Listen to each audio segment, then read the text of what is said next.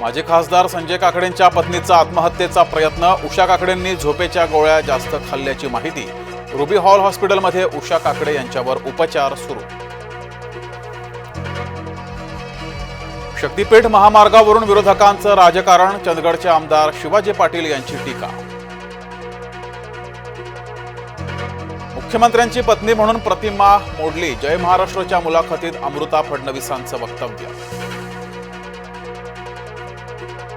पुढील 10 वर्ष फडणवीस सेवकच राहतील, जय महाराष्ट्राच्या विशेष मुलाखतीत बोलल्या अमृता फडणवीस।